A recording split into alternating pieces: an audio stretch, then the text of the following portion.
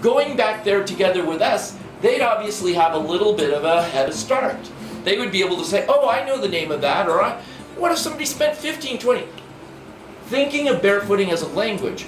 Just because every one of us has the capacity, some of us, and indeed when I think you're making that transition, you might think, how long is it going to take? If you've never heard the language, never heard the sounds, never seen the letter, it's going to take a little bit more time.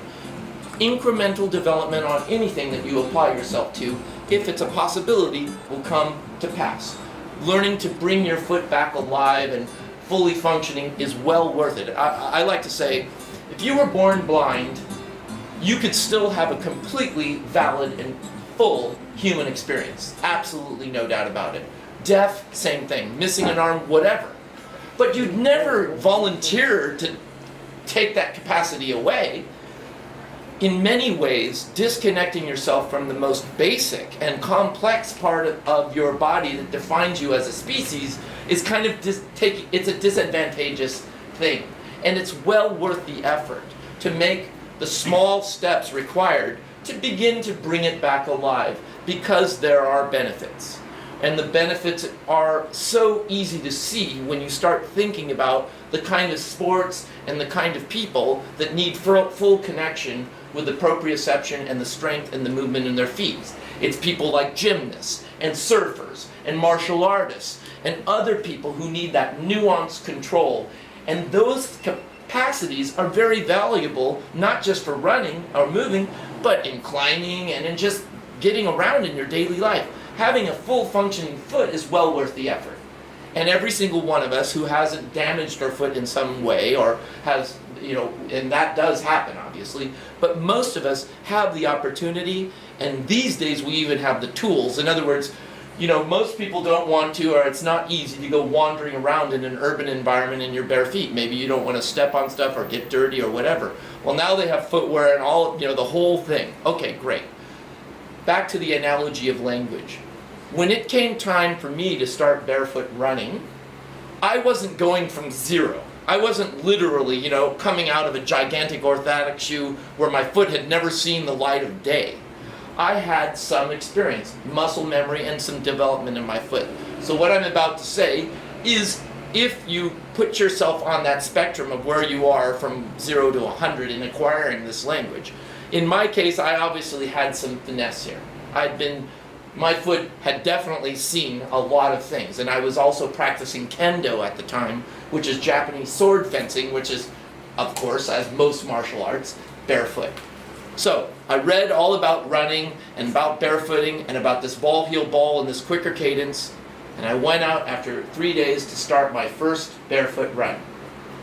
And I started going, and it was like, oh my God, how in the world did I miss this? It was instantaneously obvious to me.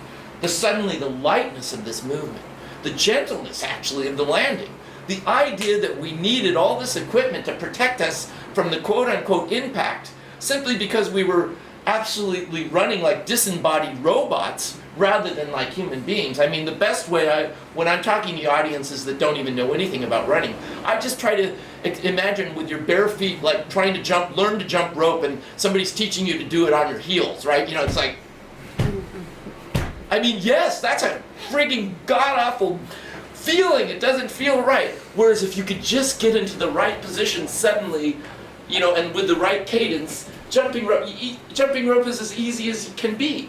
And it turns out for me, and indeed this is what I really like to think about, if we are this preeminently running species, and I believe that is true, then you might make the assumption that we already have a lot of the tools required, both software and hardware, in order to allow us to adapt to this capacity. And what it turns out, and this is what's really exciting to me, when you begin to master this form, and many of us have felt it in this room, it feels great.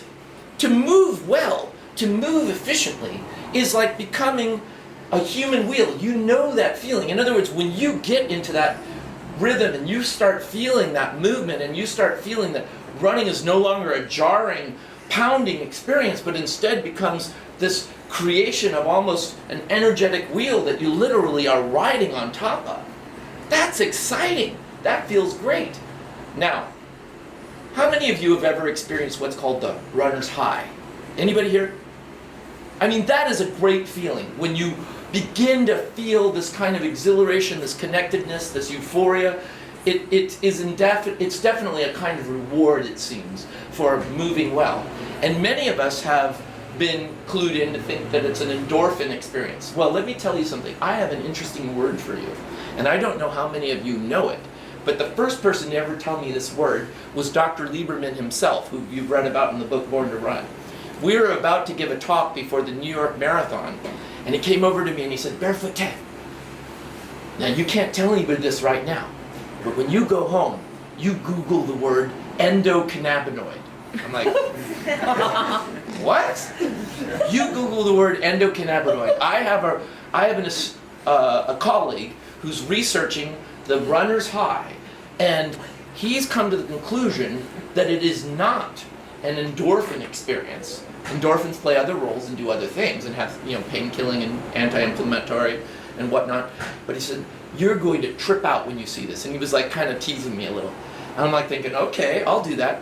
Now it blows, how many people in this room, now I'm considering many of us probably have done some, played around with long distance running, and many of us just raised our hands saying we know about the runner's quote unquote high. How many people have ever heard the word endocannabinoid before? So we got one, we got a few, okay, cool. Well, I'm here to tell you, it's really fascinating to me because I'm just going to stop on that word for a second, but I want to go now, jump way ahead forward to one of the longest existing human cultures on the planet happens to be a group of people known as the San, people of South Africa.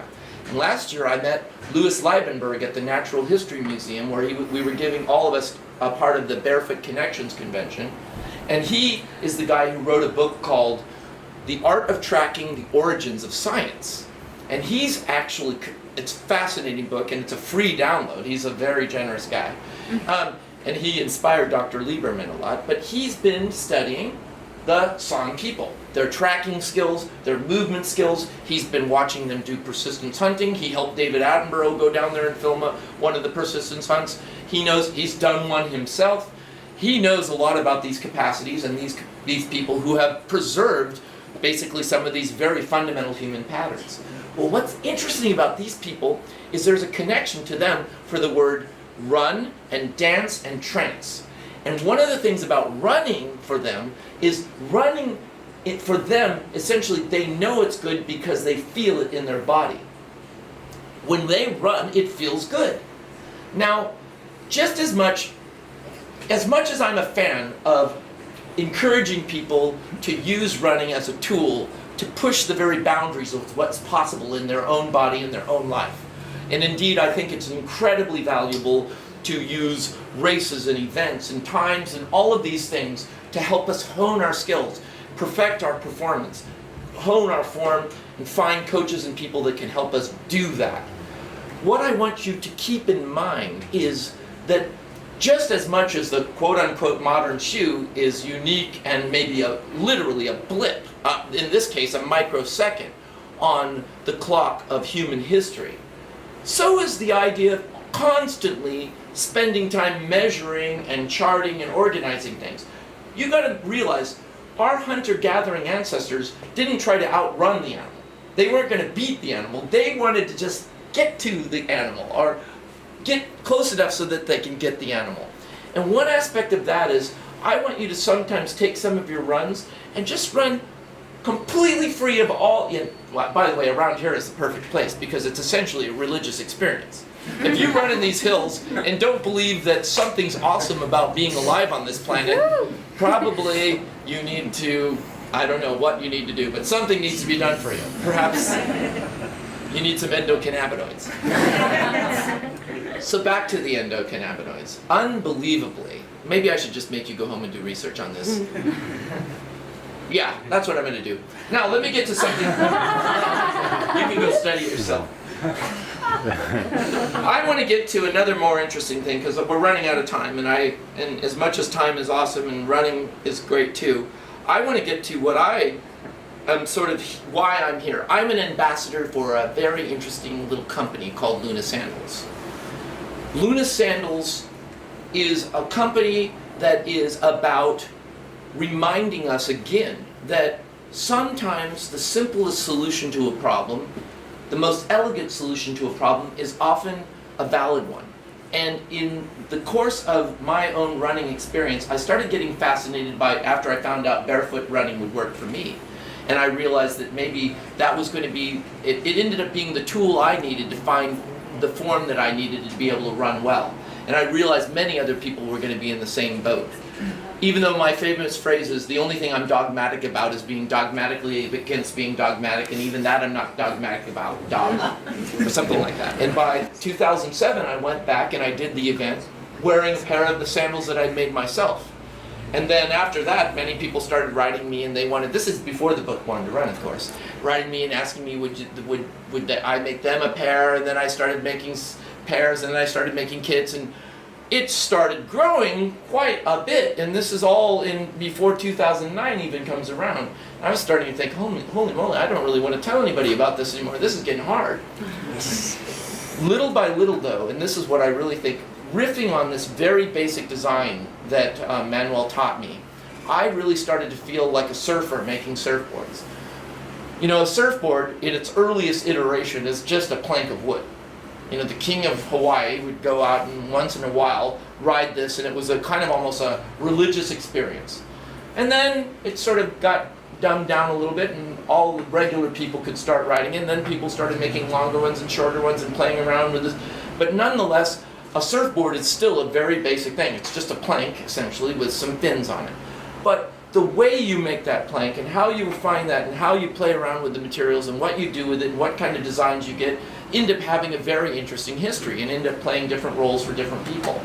Well, Luna Sandals has become like that for me and the people who I work with. We simply are like surfers making surfboards. We've decided to basically make sandals in Seattle, and we're sending them all over the world, and the goal is, it's not, we don't know, we're not saying, we're not 100% sure, this may not be your cup of tea, this may not be the best sandal in the history of the world, it may not solve every problem of mankind, but what it does allow people to do is to do a couple things at least. Number one, you can be certain you're getting an artifact that is got a lot of thought and time in it. It's an interesting little evolution that when you look at one of the Luna sandals, every little, I mean, at first you're like thinking, a flip-flop or whatever, you know, pounds? Are you kidding me? But then when you start realizing that every single aspect on it are tiny little details that we, by just riffing on the simple design and adding a little detail here, trying this and going down that route and finding that this doesn't work, and finally getting something that ends up being easy to use, easy to wear, something that gets better with use. I kind of like to think of Luna as sort of like jeans. You know, you don't really want to get a new pair of jeans that fit somebody else.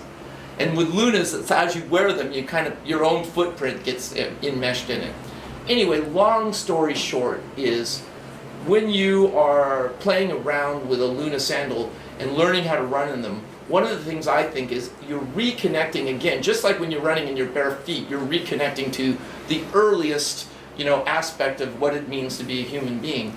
Sandals to me represent kind of one of the first human inventions. It's like one of the first human vehicles in a sense. But it's a vehicle in the way that I think doesn't dumb down or assume that the human's broken. This vehicle requires you to operate the vehicle the way it was designed to be operated.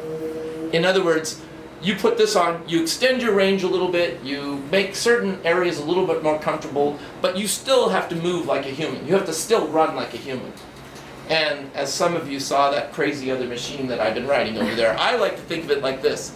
The Luna is like the first human vehicle, the first invention that extended our range and rewarded us for being able to move like human beings. And that crazy machine that you saw me riding on, for me, that I've become like the top rider in the world, is the reason why my company's people are my fellow workmates are going, dude, what are you doing? You're running, you're screwing it all up, what are you? And I'm thinking, no. That machine ends up being, I'm perfectly poised as a long distance sandal wearing runner to appreciate a machine that basically creates an energetic wheel and allows us to drive as if we were running. I don't know. Anyway, I don't know where I'm going with that. I mean, I do, but we don't have enough time. So, that is Luna Sandals. That's the story. We're an authentic surfers making surfboard kind of company that have given you a chance to sort of connect with this riff of running in the basic fundamental footwear and actually adding a little style and getting a chance to let your foot feel the air, see the sun, so forth and so on. Now I'm done. But I'm going to take some questions. Thank you very much for coming.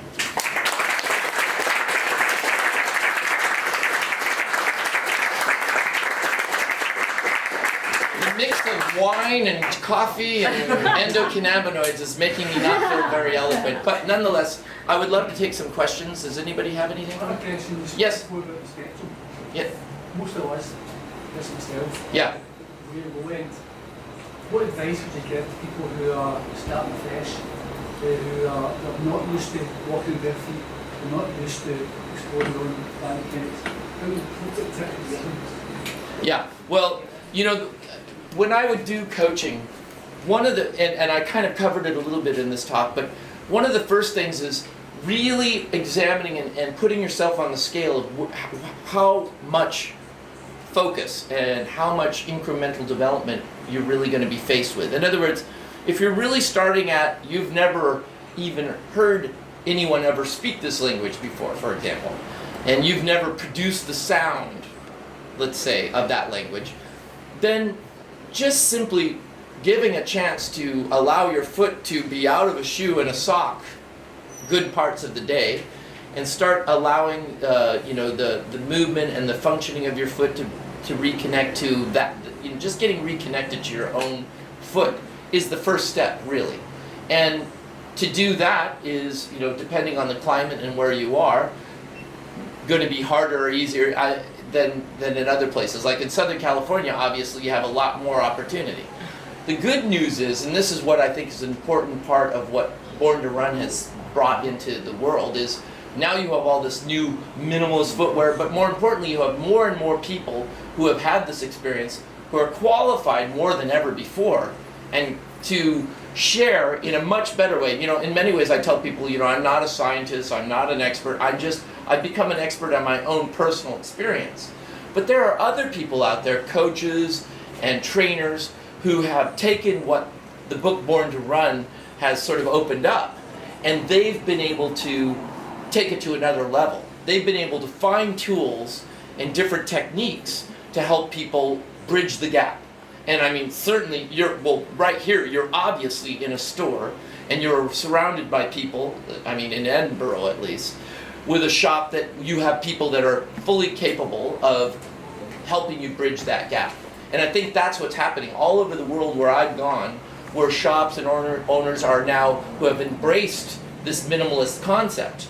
They've also been bringing in now, I mean, literally there's research and there's scientists and there's tools and techniques that have become part of this new way. But back in the day before, there were other techniques and tools that people used to teach you how to run in whatever other shoes there used to be. And now this new wave, I think, really is expressed here, where you have people reminding you that, yes, the forefoot, and teaching you, maybe giving you advice to get you, and techniques to get you beyond where you started. So in the end, my simple advice, I have a link on my barefootted.com that has my simple advice, and my first advice is, so you really want to go barefoot?